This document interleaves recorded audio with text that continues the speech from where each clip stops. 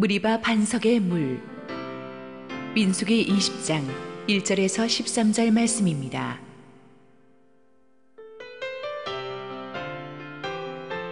첫째 달에 이스라엘 자손 곧 온 회중이 신광야에 이르러 백성이 가데스에 머물더니 미리암이 거기서 죽음에 거기에 장사되니라. 회중이 물이 없으므로 모세와 아론에게로 모여드니라. 백성이 모세와 다투어 말하여 이르되 우리 형제들이 여호와 앞에서 죽을 때에 우리도 죽었더라면 좋을 뻔하였도다. 너희가 어찌하여 여호와의 회중을 이 광야로 인도하여 우리와 우리 짐승이 다 여기서 죽게 하느냐. 너희가 어찌하여 우리를 애굽에서 나오게 하여 이 나쁜 곳으로 인도하였느냐. 이곳에는 파종할 곳이 없고 무화과도 없고 포도도 없고 석류도 없고 마실 물도 없도다. 모세와 아론이 회중 앞을 떠나 회막문에 이르러 엎드리매 여호와의 영광이 그들에게 나타나며 여호와께서 모세에게 말씀하여 이르시되 지팡이를 가지고 내 형 아론과 함께 회중을 모으고 그들의 목전에서 너희는 반석에게 명령하여 물을 내라 하라. 내가 그 반석에 물을 내게 하며 회중과 그들의 짐승에게 마시게 할지니라. 모세가 그 명령대로 여호와 앞에서 지팡이를 잡으니라. 모세와 아론이 회중을 그 반석 앞에 모으고 모세가 그들에게 이르되 반역한 너희여 들으라. 우리가 너희를 위하여 이 반석에서 물을 내랴 하고 모세가 그의 손을 들어 그의 지팡이로 반석을 2번 치니 물이 많이 솟아나오므로 회중과 그들의 짐승이 마시니라. 여호와께서 모세와 아론에게 이르시되 너희가 나를 믿지 아니하고 이스라엘 자손의 목전에서 내 거룩함을 나타내지 아니한 고로 너희는 이 회중을 내가 그들에게 준 땅으로 인도하여 드리지 못하리라 하시니라. 이스라엘 자손이 여호와와 다투었으므로 이를 무리바 물이라 하니라. 여호와께서 그들 중에서 그 거룩함을 나타내셨더라. 할렐루야. 우리 하나님께 감사와 영광의 박수를 올려드리겠습니다. 축복된 주일 예배에 오신 여러분 모두에게 하나님의 은혜가 충만하기를 소원합니다. 우리 함께 기도하시고 하나님 말씀 보겠습니다. 사랑의 아버지, 은혜를 감사합니다. 하나님께서 오늘도 이 부족한 종을 가리시고 축복된 말씀을, 은혜의 말씀을 들려주시옵소서. 예수님 이름으로 기도했습니다. 아멘. 오늘의 본문 민수기 20장은 이스라엘 백성들의 출애굽 역사에 있어서 대전환을 이루는 중요한 장입니다. 1절 읽겠습니다.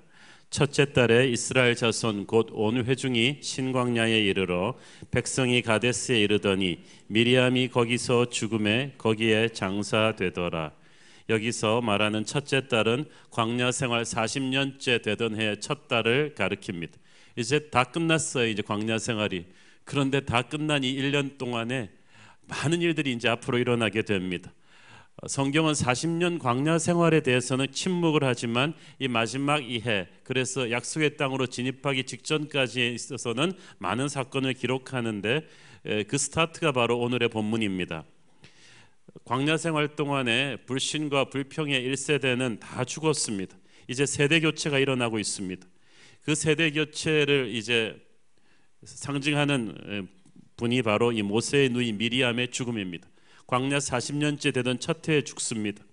미리암은 이스라엘 전체에 큰 영향력을 끼치고 있던 여성 지도자였죠.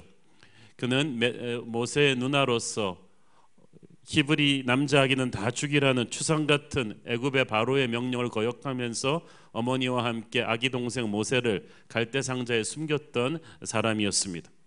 홍해를 건너고 나서는 이스라엘 전체를 지휘해서 축제 찬양을 인도하는 찬양 지도자였습니다. 영향력이 컸습니다. 하나님이 귀히 쓰셨고 모세를 돕는 큰 여성 지도자였는데 시험이 들어가지고 모세의 권위에 반기를 들었다가 하나님의 징계를 받고 뭉둥병에 걸립니다.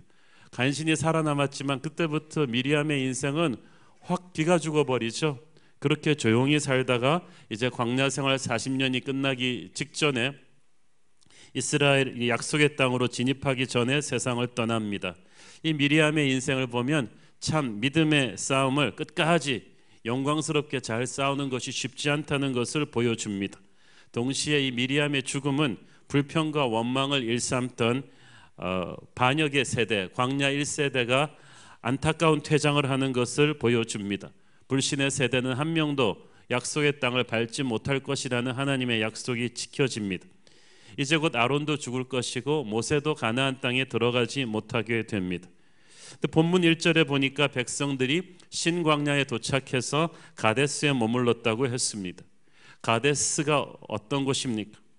38년 전에 이스라엘 백성들 출애굽 1세대가 부정적인 열정탐꾼의 이야기를 듣고 집단으로 모세의 권위에 반역하며 하나님께 대들었던 것이 바로 이곳입니다.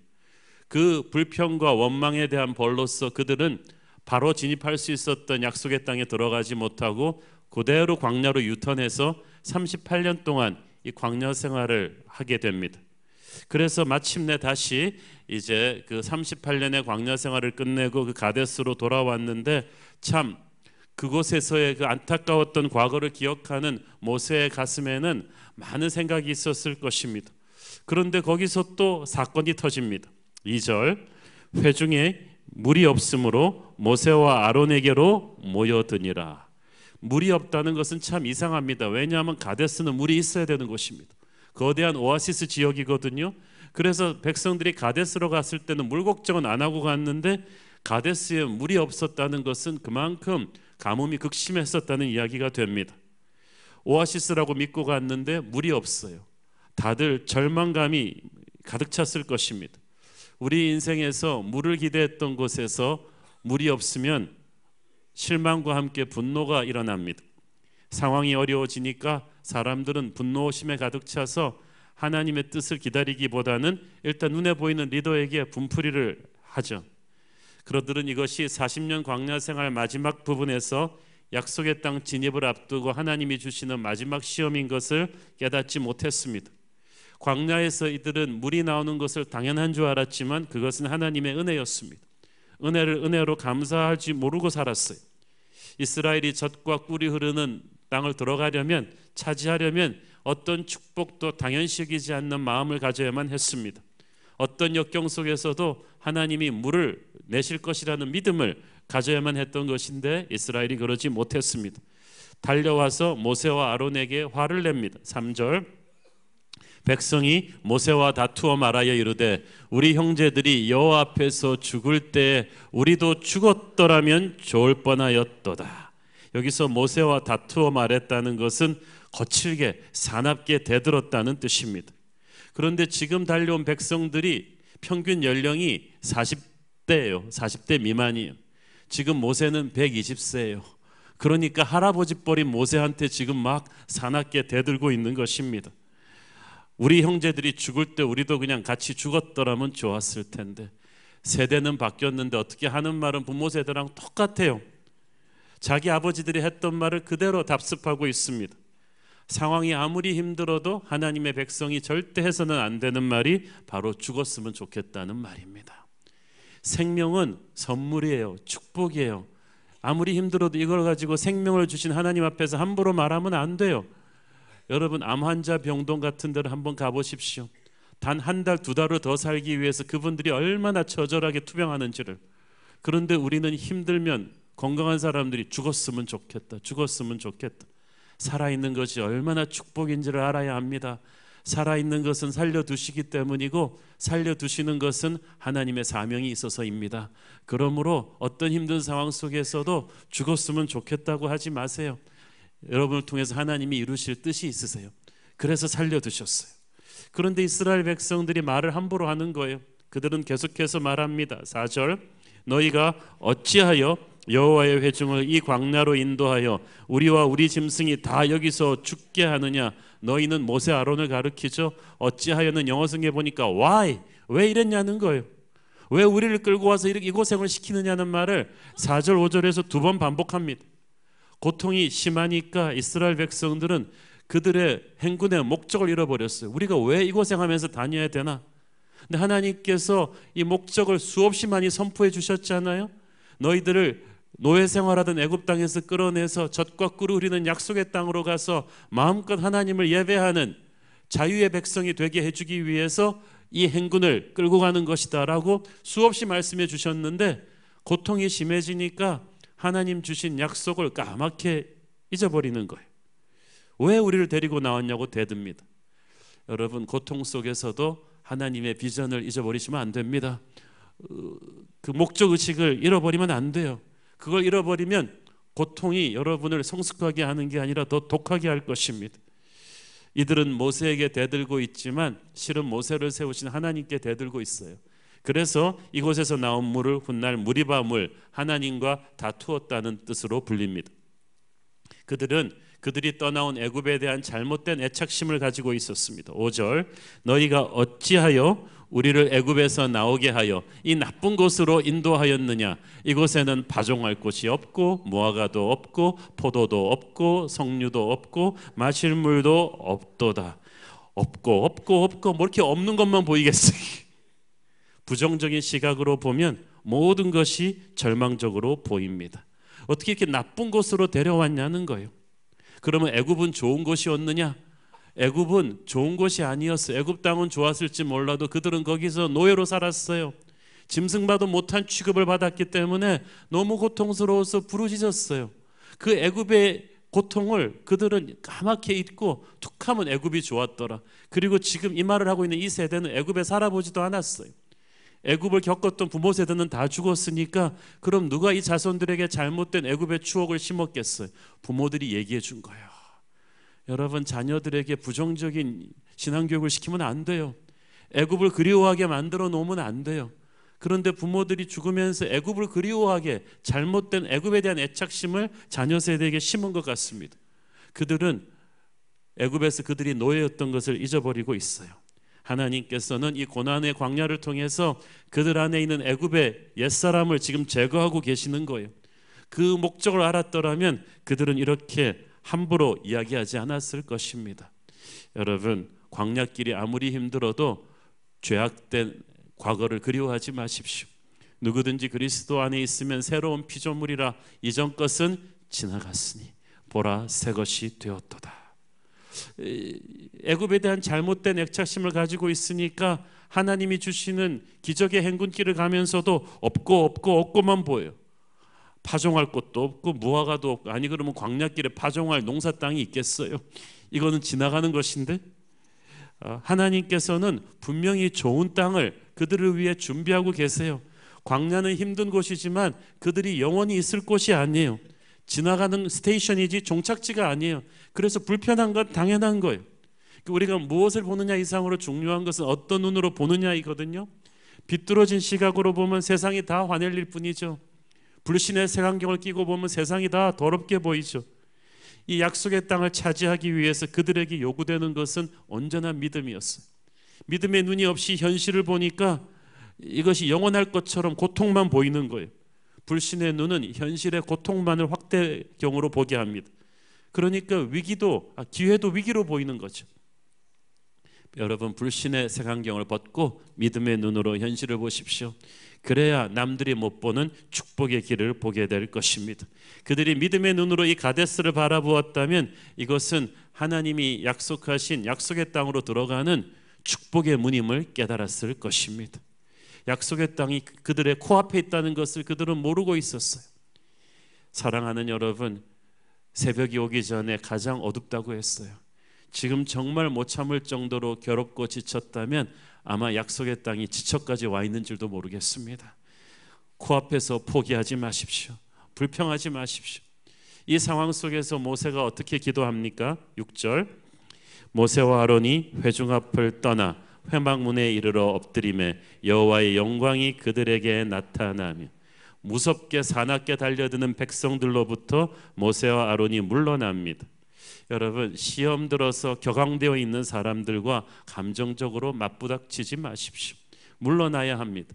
우리가 수양회를 한국 영어로는 리트릿이라고 많이 하는데, 리트릿이라는 말은 물러난다는 뜻이에요. 세상으로부터 물러나는 거예요. 그래서 하나님의 임재 앞으로 갈 수 있도록, 세상이 두려워서 물러나는 것이 아니라 그 세상의 사나운 도끼로부터 잠시 백업해서 나를 추스리는 거예요. 그들과 논쟁을 하고 인간적으로 대응하게 되면 나도 그들을 감싸고 있는 세상의 영에 전염되게 돼요. 나도 같이 사나워져요. 그러면 하나님께 덕이 되지 못해요. 모세 아론처럼 리트릿, 뒤로 물러서서 하나님의 임재 앞으로 가야 합니다. 사람들의 불평 불만에 맞대거리 하지 말고 하나님의 임재 앞에 엎드려 기도하십시오. 그러면 하나님의 영광이 나타나십니다. 지금 여러분이 직면해 있는 문제가 무엇이든 간에 그 문제를 가장 확실하게 해결할 수 있는 방법은 물러나서 기도하는 것입니다. 다른 사람들한테 기도해 달라고만 하지 말고 여러분 자신이 기도해야 됩니다. 자기 자신이 기도하지 않는 사람한테는 중보를 해도 기도가 잘 안 먹혀요. 자기가 기도해야 돼요. 기도하면 하나님이 길을 열어주세요. 에레미야서 29장 11절 13절 여호와의 말씀이니라 너희를 향한 나의 생각을 내가 아나니 평안이요 재앙이 아니니라 너희에게 미래와 희망을 주는 것이니라 너희가 내게 부르짖으며 내게 와서 기도하면 내가 너희들의 기도를 들을 것이요 너희가 온 마음으로 나를 구하면 나를 찾을 것이요 나를 만나리라. 아멘. 온 사방이 벽으로 둘러싸인 것 같을 때, 아무 길이 없을 때, 나를 사납게 비난하고 공격하는 사람들만 있는 것 같을 때 두려워하지 말고 기도하십시오. 오늘 부른 찬양처럼 마음의 분이 가득 찰 때 기도하십시오. 억울한 비난을 당할 때 기도하십시오. 두려움이 떠날 것입니다. 하나님의 평안이 임할 것입니다. 하나님의 길이 열릴 것입니다. 계속해서 7절 8절 읽습니다.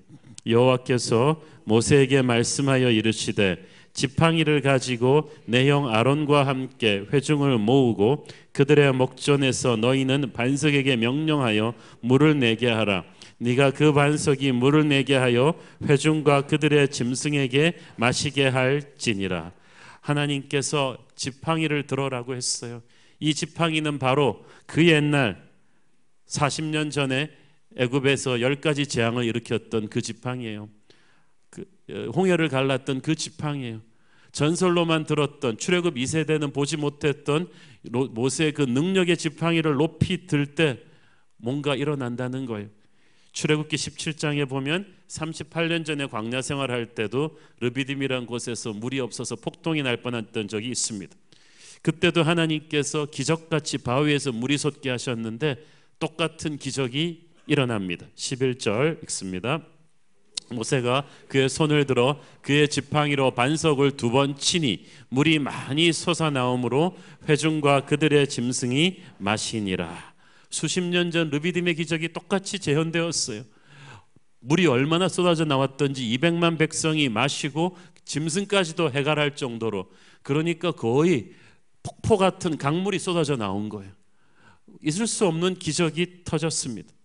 하나님께서는 백성들의 터무니없는 원망에 노여워하지 않으시고 물을 주셨어요. 저들이 얼마나 목마르면 그렇겠는가 하면서 너그럽게 참아주셨어요. 이 물은 백성들의 불평으로 나온 것이 아니라 모세의 기도로 나온 거야. 불평과 원망 속에서는 아무것도 일어나지 않아요. 기도할 때 기적이 일어납니다. 도저히 나올 수 없는 상황에서 나온 이 물은 사람의 힘으로 낸 물이 아닙니다. 바울은 이 바위의 물이 바로 예수 그리스도를 상징한다고 했습니다. 고린도전서 10장 2절 4절 모세에게 속하여 다 구름과 바다에서 세례를 받고 다 같은 신령한 음식을 먹으며 다 같은 신령한 음료를 마셨으니 이는 그들을 따르는 신령한 반석으로부터 마셨음에 그 반석은 곧 그리스도시라. 할렐루야. 여러분 인생이 사막같이 목말라 있다면 기도하십시오. 그리스도의 이름을 부르며 기도하십시오. 생수의 강이 터져 나올 것입니다. 우리가 꿈을 회복하고 능력을 회복하고 가뭄이 있는 곳에 다시 성령의 단비가 내리기를 원한다면 기도해야 합니다. 자, 물이 쏟아져 나와서 모두가 이제 갈증을 해결하고 해피엔딩으로 끝나야 되는데 그 뒤에 뜻밖의 상황이 벌어졌어요. 하나님께서 모세와 아론에게 징계를 내리신 것입니다. 12절 읽습니다. 여호와께서 모세와 아론에게 이르시되 너희가 나를 믿지 아니하고 이스라엘 자손의 목전에서 내 거룩함을 나타내지 아니한 고로 너희는 이 회중을 내가 그들에게 준 땅으로 인도하여 드리지 못하리라 하시니. 와, 모세와 아론은 졸지에 뒤통수를 한 방 얻어맞는 것 같았을 것입니다. 공든탑이 순식간에 무너져 내리는 듯한 느낌이었을 것입니다. 도대체 모세가 뭘 잘못했길래 이런 무서운 징계가 떨어진 것일까요? 12절에 보니까 하나님께서 말씀하십니다. 모세 아론 너희들이 나를 믿지 않았고 이스라엘 자손의 목전에서 내 거룩함을 나타내지 않았다. 이 두 가지 잘못이에요. 자, 모세 같은 위대한 믿음의 사람이 하나님을 믿지 않았다는 것이 무슨 말입니까? 또 하나님의 거룩함을 나타내지 못했다는 것이 무슨 뜻일까요? 우리는 이 오늘의 본문에서 모세의 그 분노의 문제를 다루지 않을 수가 없습니다. 자, 9절 읽습니다. 모세가 그 명령대로 여호와 앞에서 지팡이를 잡으니라. 그 명령대로, 아까 읽은 8절 본문에서 그 명령 기억하세요? 하나님의 명령은 지팡이를 들고 회중을 모은 다음에 그들의 목전에서 반석에게 명령해서 물이 나오게 하라는 오리지널 명령은 딱 그거였어요. 그러면 모세는 그대로 하면 되는데 그렇게 지팡이를 집어들고 백성을 모으는 데까지는 했는데 이 밀려든 백성들의 이 막 아직도 불평불만하는 얼굴을 보면서 모세는 화가 치밀어 올라 견딜 수가 없었어요. 하나님은 속도 없으시지 저것들한테 그냥 바로 물을 주다니. 모세는 이거 저도 그냥 줄 수는 없겠다. 내가 한마디는 해야겠다. 그 생각이 들지 않았겠습니까? 부모 세대의 불순종과 반역 때문에 금방 들어갈 수 있었던 약속의 땅을 38년을 광야 생활하다가 얼마나 모세가 고생을 하다가 여기까지 왔는데 그 부모 세대가 다 죽고 난 뒤에 새파란 손잡벌밖에 안 되는 젊은 세대들한테 또 똑같은 옛날의 불평과 원망을 당하니까 모세는 자존심도 상하고 분노가 솟았어. 내가 누구 때문에 광야 생활을 이렇게 오래 했는데 툭하면 끝까지 원망과 반항을 일삼는 이 백성들 때문에 모세는 우라병이 들었어요. 그래서 하나님께서는 다만 반석에게 명에서 물이 나오라 하셨는데 모세는 그 전에 먼저 이 백성들을 대상으로 좀 화풀이를 한 거예요. 분노의 연설을 합니다. 아마 괘씸한 백성들에게 참고 참았던 분노가 막 터져버린 것 같아요. 할아버지들 분노 터지면 무섭거든요. 120살 할아버지 모세의 분노가 터집니다. 10절 읽습니다. 모세와 아론이 회중을 그 반석 앞에 모으고 모세가 그들에게 이르되 반역한 너희여 들으라. 우리가 너희를 위하여 이 반석에서 물을 내랴 하고, 여기서 반역한 너희여, 영어 성에 보니까 Listen you rebels, 이거 원어로 조금만 정확하게 번역하면 이 나쁜 반역자 놈들아, 이 나쁜 놈들아. 더 심한 욕을 할 수도 있었지만 모세가 그냥, 제가 이거 보니까 이 착한 모세가 너무 오래 참은 것 같아요. 쌓인 게 많았어요. 그런데 암만 쌓인 게 많아도 이 지도자가 백성을 향해서 분노를 터뜨리면 안 되죠. 요한일서 3장 15절, 그 형제를 미워하는 자마다 살인하는 자니 살인하는 자마다 영생이 그 속에 거하지 아니하는 것을 너희가 아는 바라. 이 말대로 하면 우리가 미워할 때마다 살인하는 자 영생을 잃어버리는 게 됩니까? 구원을 잃어버립니까? 그러면 이때까지 우리가 구원 수십 번 잃어버렸겠죠.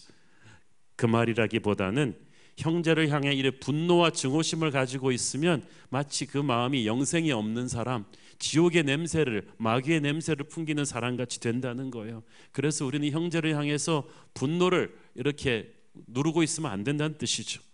그런데 이 화가 난 모세는 백성들에게 소리소리 질렀습니다. 이 반역자들아, 우리가 너희를 위해서 이 반석에서 물을 내랴. 이것도 말실수죠. 물을 내는 건 하나님이지 모세가 아닌데, 그래 우리가 한번 내봐. 그러니까 너무 사람들한테 부대끼다 보니까 이 모세 할아버지가 한번 뭔가 보여주고 싶었던 거예요. 생각해 보니까 이 철없는 세대는 모세의 전설을 직접 본 적이 거의 없어요. 그래도 이 아버지 세대들은 애굽의 10가지 재앙도 보았고, 홍해를 가르는 기적도 보았고, 만나와 메추라기의 기적이 어떻게 시작되는지도 보았는데, 이 광야에서 나고 자란 이 젊은 세대는 다 전설로만 전해드린 거거든요. 그래서 모세가 생각에, 이것들이 한 번도 본 적이 없어서 나를 이렇게 우습게 생각하나? 나 살아있어. 그 전설은 아직도 살아있는 거야. 그래서 어떻게 보면 이 방자한 젊은 세대를 한번 딱 기선제압을 해보려는 그동안에 너무나 참고 참았던 분노와 이 스트레스가 한꺼번에 터진 것 같습니다. 그래서 11절 읽습니다. 모세가 그의 손을 들어 그의 지팡이로 반석을 2번 치니 물이 많이 솟아나므로 회중과 그들의 짐승이 마시니라. 하나님께서는 단순히 바위에게 명령만 하라고 하셨는데, 그랬더라면 하나님의 능력과 거룩이 함께 나타났을 텐데, 흥분한 모세 할아버지는 지팡이로 바위를 2번 내리쳐 버렸어요. 그것도 제가 볼 때는 얌전하게 톡톡 친 거 아니에요. 빵빵 치면서 자기의 속을 폭발시켰어요.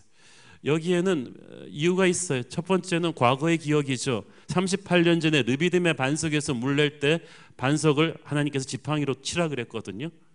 그런데 그때는 그때고 지금은 지금이에요. 근데 모세는 옛날 생각하고 그때 지팡이로 치라 그러셨으니까 지금도 치면 되겠지. 하나님께서는 날마다 우리에게 새롭게 말씀하시는데, 우리는 옛날의 추억을 붙잡고 자꾸 오늘 순종하려고 해요. 근데 중요한 것은 하나님은 날마다 새로운 분이시라는 거예요. 새술은 새 부대에 담아야 돼요. 오늘 하나님이 말씀하시는 말씀은 어제 하셨던 말씀과는 달라요. 그러니까 우리가 익숙해지면 안 되는 거예요. 모세가 항상 하나님의 음성을 듣는 사람이 옛날 방식으로 확 이 지팡이를 휘두른 것은 방금 이야기했던 지금 자기 속에 쌓인 분노를 억제하지 못했기 때문입니다.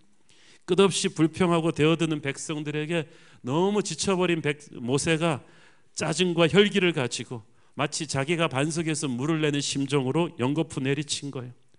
그들은 아마 모세는 질타하는 심정으로 내리쳤을 것입니다. 그것이 백성을 사랑해서 물을 주시려는 하나님의 거룩을 훼손시키고 만 거예요. 지팡이로 물을 내는 것은 하나님의 새로운 명령인데, 분노에 사로잡히니까 그만 하나님의 생명령을 잃어버리고 저도 모르게 옛날의 방법대로 말씀이 아닌 지팡이를 때리는 것으로 이 문제를 해결하고 만 거예요. 하나님의 종이 감정을 절제 못하면 하나님의 일을 하긴 하는데 이게 본의 아니게 변질시켜 버려요. 잠언에 보면 쉽게 화내는 사람은 어리석게 행동한다고 했습니다. 여러분 생애에서 여러분이 이때까지 한 모든 실수를 보면 화났을 때 한 결정들이 많았을 거예요. 하지 않아야 될 말을 언제 했나요? 화났을 때 하신 거예요. 감정을 추스리지 못했을 때 한 거예요. 지도자가 분노를 절제하지 못하면 하나님의 일을 해내긴 하는데 하나님의 거룩을 나타내지 못해요. 모세는 패역한 백성들을 향해서 호통을 치면서 지팡이로 바위를 후려쳤습니다. 출애굽을 이루는 전설적인 지도자인 자신의 권위를 무시하는 이 젊은 백성들을 향해서 까불지 마라, 나 살아있어, 이걸 보여주고 싶었을 거예요. 그래서 무의식적으로 그만 하나님의 거룩이 아닌 자신의 힘을 휘두르고 만 것입니다. 모세가 이때까지 이러지 않았잖아요. 백성들이 거칠게 나오는 반역이 있을 때마다 항상 하나님께 엎드려서 하나님이 영광으로 해결하셨는데, 이번에는 기도는 했어요. 그래서 하나님이 기도 응답으로 물을 주시기로 하셨는데, 그 명령을 실행하는 과정에서 그만 감정이 폭발해 버린 거죠. 여러분, 가슴에 쌓인 분노가 있으면 기도 응답을 하는 과정에서 뒤틀려 버립니다. 그래서 하나님의 명령을 실행하긴 했는데 하나님 주신 명령 그대로 하지 않고 모세의 감정과 생각을 얹어버렸어요. 그래서 하나님의 능력은 보였지만 하나님의 거룩이 훼손되어 버렸어요. 여러분, 하나님의 일을 하면서 하나님의 거룩과 능력을 동시에 보이는 것이 중요해요. 그런데 우리가 지치고 사람에게 부대끼고 분노를 절제 못하면 하나님의 일을 능력 있게 해내면서도 하나님의 거룩을 훼손시킵니다. 바위에서 물이 나옴으로써 일단 문제는 일단락되었지만, 사람들 보기에는 이제 사역이 끝났지만 하나님 보시기에는 이 문제가 심각했어요. 왜냐하면 모세 아론을 통해서 하나님의 거룩이 나타내지 못했거든요. 모세가 감정을 먼저 폭발시키는 바람에 하나님의 영광이, 물은 나왔지만 훼손되어 버렸어요. 문제가 해결되었다고 다가 아닙니다. 하나님의 명령을 자기 감정으로 실행해버린 순종은 하나님의 거룩을 훼손시킵니다. 무조건 교회가 부흥했다고 끝나는 것이 아니라 그를 통해 하나님이 영광 받으셔야 돼요. 지도자는 온전한 순종으로 하나님의 거룩을 나타내야 됩니다. 그래야 하나님이 영광 받으시는데, 너무 지치고 화난 모세가 여기서 그만 실패했어요. 그래서 약속의 땅에 들어가지 못한다는 청천벽력 같은 통보를 받아버렸어요. 그러면 좀 하나님 너무하시지 않나? 한 번 화냈다고 모세가 40년 동안 잘했는데 이렇게 버릇심하지 않나? 그런데 천국 가서 우리가 자세한 건 하나님께 여쭤봐야 알겠지만 문제는 단순한 감정 조절만이 아니었어요. 모세의 분노 밑에는 불신의 문제가 있었어요. 하나님은 모세의 문제를 분노라고 하지 않으시고 너희가 나를 믿지 못해서라고 말씀하셨습니다. 이게 또 무슨 문제입니까? 모세의 분노 밑에 하나님을 믿지 못하는 그 집안이 깔려 있다는 뜻인데 40년 광야 생활을 하면서 항상 불평하고 불신하는 백성들의 민원을 받으면서 모세는 항상 기도하면서 문제를 해결했지만 모세도 인간인지라 자기도 모르게 그들에게 전염돼 버렸어요. 지쳐버렸어요. 사람에 대한 분노가 쌓였어요. 배신감도 쌓였어요. 왜냐하면 자기의 누이 미리암과 형 아론까지 자기한테 반역을 일으켰잖아요. 큰 반역 사건은 또 사촌 동생 고라가 일으켰어요. 모세가 누구를 믿을 수 있었겠습니까? 사람이 겁났을 거예요. 그런 분노와 그리고 이 사람들 때문에 광야 생활을 하면서 답답한 상황에 대한 스트레스가 계속 쌓이다 보니까 하나님에 대한 섭섭함이 계속 생겼어요. 거기다 지금 서 있는 곳이 가데스예요. 38년 전에 이 가데스에서 어떤 일이 있었다 그랬죠? 약속의 땅에 대한 불평 불만 때문에 바로 들어가지 못하고 광야로 다시 유턴당해서 38년을 맴돌았는데 모세한테는 아직도 그 기억이 생생히 남아있는데 이것들이 여기서 또 불평 불만을 하니까 모세가 겁이 덜컥 난 거예요. 이거 또 광야로 돌아가야 되는 거 아니야? 아무도 몰라도 모세는 알았어요. 하나님이 또 광야로 돌리시면 나는 이제 벌써 120세인데 어떻게 이걸 또 감당하지? 이 못난 백성들 때문에 어떡하지? 이런 생각이 흘렀을 것입니다. 그래서 모세의 마음이 조급해졌어요. 지팡이를 휘두르고 분노를 터뜨릴 때는 자신의 힘으로 이 조급한 상황을 좀 해결해야겠다는 게 있습니다. 하나님은 그저 바위에게 말하라고 하셨지만 그 정도로는 속이 차지 않았어요. 내 힘으로 당장 뭔가 해야 된다는 그런 조급함이 막 밀려왔어요. 이러다가 다시 광야로 유턴당할 수도 있다. 겟세마네 동산에서 예수님을 잡으러 온 궁변들을 향해 칼을 휘둘렀던 베드로예요. 사태가 터지니까 믿음이 아니라 혈기가 터져 나옵니다. 지팡이 들고 명령만 하라 그랬는데 백성들을 꾸짖으면서 지팡이로 바위를 막 두들겨 버립니다. 불신과 분노가 마음에 쌓여 있으니까 하나님의 명령을 하긴 하는데 자기 감정을 섞어서 해버리는 거예요. 그러니까 하나님의 능력은 나타났는데 하나님의 거룩이 훼손되어 버렸어요. 여러분, 이것은 우리에게 참 시사하는 바가 큽니다. 상황이란 것은 항상 우리의 감정을 콕콕 찌릅니다. 마귀는 우리 영혼 속에 최악을 항상 끄집어내게 하는데 하나님의 일을 많이 하는 지도자들한테도 예외는 아니요. 오히려 하나님의 일을 하다가 사람을 상대하다가 분노가 많이 축적되는 경우가 많습니다.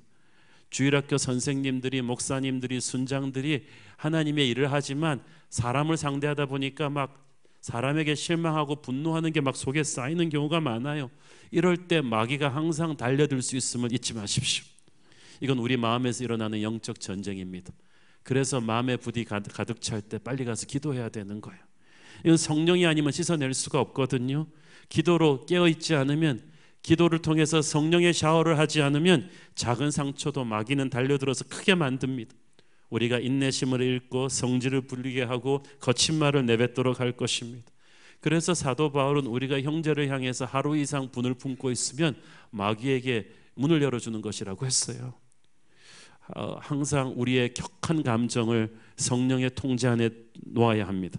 그렇지 않으면 하나님의 일을 능력 있게 하면서도 하나님의 거룩은 무너뜨릴 수가 있어요.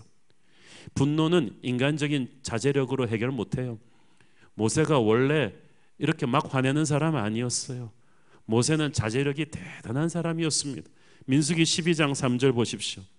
이 사람 모세는 온유함이 지면의 모든 사람보다 더하더라.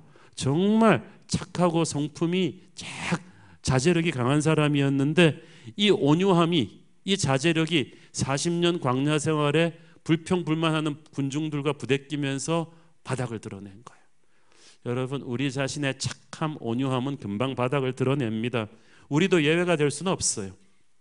그래서 항상 자신의 연약함을 인정하고 늘 기도하며 성령의 도움을 구해야 하는 것입니다. 하나님의 성령에 지속적으로 잡혀 있지 않으면 하나님의 일을 하다가 착한 사람도 분노를 폭발시킬 수 있습니다. 우리는 보통 상황이 우리를 분노하게 했다고 하지만 실은 그렇지 않아요. 우리 속에 부글부글거리는 분노의 덩어리들이 있는데 상황이 그걸 그냥 촉발시켜 준 것뿐입니다. 무엇보다 모세 안에 끓고 있었던 분노의 덩어리는 38년 40년 동안 광야 생활하면서 끊임없이 불평과 원망밖에 모르는 백성들이었어요. 이들의 분노를 받아내면서 모세가 얼마나 지쳤겠어요.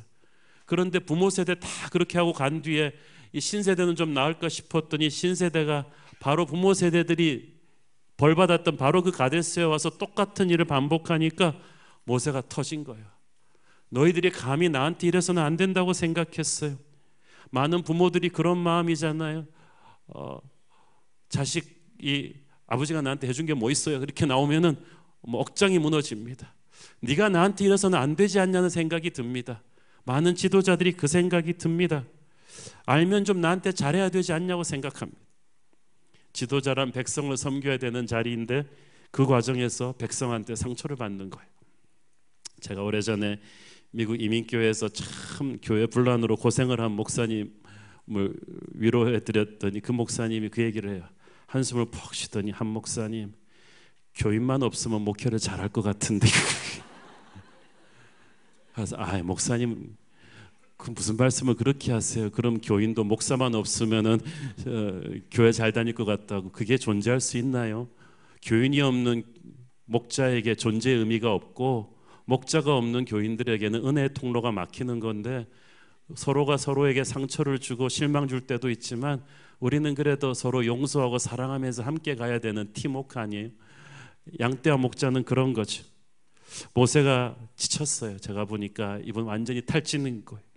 그래서 하나님의 신실하심에 대해서 잠깐 회의를 품은 거예요. 가데스인데 이러다가 다시 또 유턴 당하는 거 아닌가? 부모 세대처럼 나 이 신세대 데리고 또 하면 나 이거 또 못한다. 더 힘들다. 이 순간에 하나님이 그게 섭섭하셨던 거예요.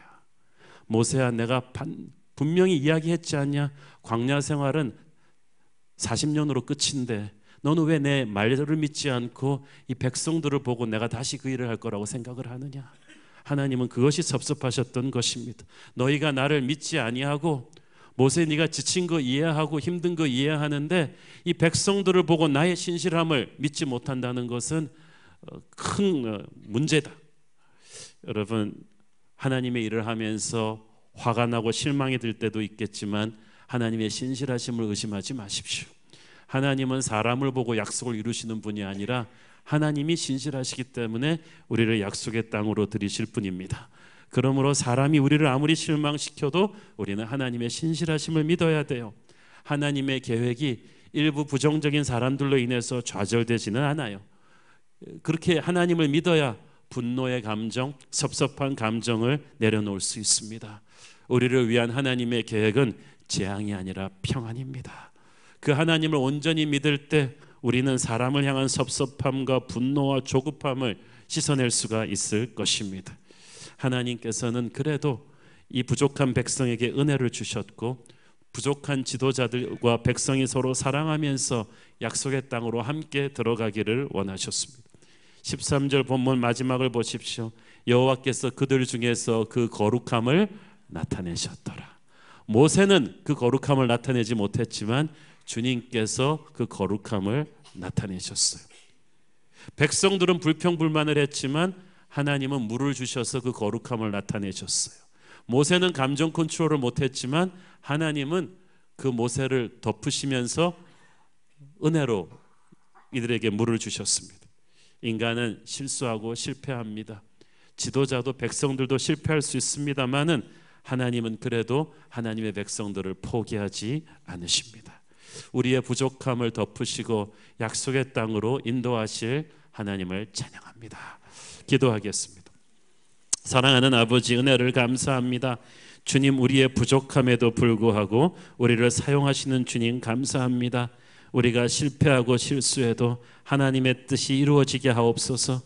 분노를 터뜨리고 싶은 상황이 닥칠 때마다 예수님 생각하게 하시고 형제를 다시 한번 참고 용서하게 하옵소서.